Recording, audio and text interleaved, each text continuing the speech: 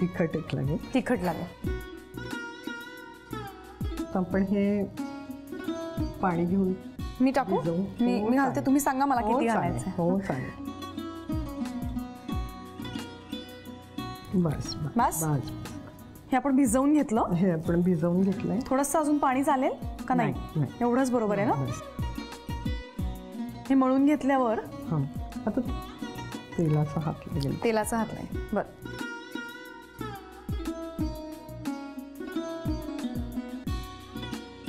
आता आपल्याला एका प्लेटमध्ये आपण तीळ पसरून घेऊया. बरं. आणि त्याच्यात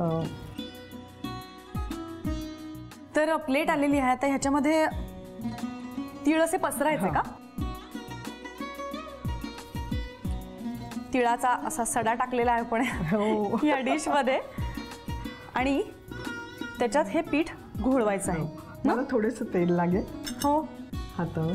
हो बस बस. ह्याच्यात आपण आता ते घोळवायचं ना. हे घोळवणार आहे आहोत. ह्याच्यातच राहू दे की हे वेगळ्या प्लेटमध्ये आपण ठेवायचंय? नाही ना, हे आपल्याला याच्यावर ठेवायचं आता. अच्छा ठीक आहे. पण आधीच पाणी तापवायला ठेवलंय. हां.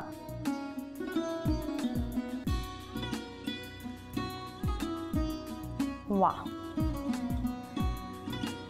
आता हे उकडेपर्यंत आपल्याला वेळ आहे थोडासा. हो बरोबर ना. हो. तर तेवढ्या वेळात मला ऐकून घ्यायचंय की अनेक माझ्या मैत्रिणींना जेव्हा नवीन व्यवसाय सुरू करायचा असेल तेव्हा तुम्ही काय मार्गदर्शन कराल किंवा तुम्ही काय सांगाल की ह्या गोष्टी बाई तू लक्षात ठेव? नाही, आधी तर मला असं वाटतं की त्यांनी येऊन आधी शांतपणे निरीक्षण करावं. आणि त्या म्हणजे आता माझ्या व्यवसायात कसं आहे की प्रत्येकीला ज्याच्या त्याच्या आवडीप्रमाणे काम आहे. म्हणजे आता आम्ही पॅचवर्कच्या बॅग बनवतो तर त्याच्यात कटिंगचं एक काम असतं. म्हणजे फुलं कटिंग करणं किंवा ते त्याचं पॅचवर्क करणं, अशी वेगवेगळी कामं आहेत, वेगवेगळी डिपार्टमेंट्स आहेत. हां, तर त्याच्यात त्यांनी आधी निरीक्षण करावं की आपल्याला नक्की काय आवडतं याच्यातलं करायला. हे बघून त्यांनी ठरवलं तर त्यांना त्याच्यात ते आनंदही मिळेल ते काम करताना. हे खूप महत्त्वाचं आहे. कारण आपण जेव्हा आपल्या आवडीचं काम करतो तेव्हा आपण उत्साही पण राहतो. म्हणजे आपल्या आयुष्यात इतरही ठिकाणी आपला उत्साह दुणावतो जेव्हा आपण आपल्या आवडीचं काम करत असतो. त्यामुळे हा तुमचा मुद्दा मला खरोखर खूप पटला. आणि निरीक्षण ही पण एक खूप महत्त्वाची बाब तुम्ही सांगितली. तर हे आता आम्ही उकडून घेतो आणि त्यानंतर आपण पुढच्या कृतीकडे वळूया. तर आता हे पीठ उकडलं गेलेलं आहे आणि आता आपण पुढे काय करायचं आहे? मी आता आपण याला फोडणी द्यायची. आधी याचे काप करायचे छोटे. अच्छा, मग त्याच्यासाठी हां बरं. आता आपण आणि आपण एकीकडे तेल घालून घेऊया का? चालेल. बस बस बस ठीक आहे. तर आता उकडलेल्या पिठाचे आपण काप करत आहोत.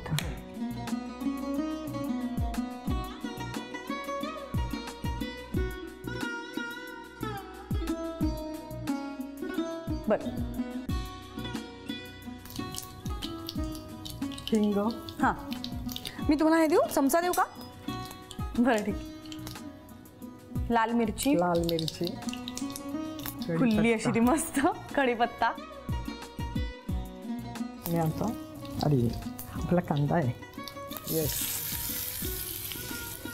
कोथिंबीर नंतर टाकायची आहे. कोथिंबीर आपल्याला सर्विंगला हवी. येस. बरं. खोबरं कोथिंबीर तेव्हा. हां ठीक. मस्त खमंग वास सुटलाय फोडणीचा. आता हे सगळं आपण त्याच्यात टाकतो त्या फोडणीवरती. हां. कांदा लालसर झालाय आपला. हां, हे एकजीव करायचं आहे. हो. आणि साधारण किती वेळ ते ठेवावं लागेल झाकून का काय करावं लागेल? एक 5 मिनिट. बरं. आता हे 5 मिनिटं ठेवायचं आहे आणि त्यानंतर आम्ही त्याच्यावर कोथिंबीर वगैरे अशी टाकणार आहोत. तोवर तुम्ही पहा रिकॅप.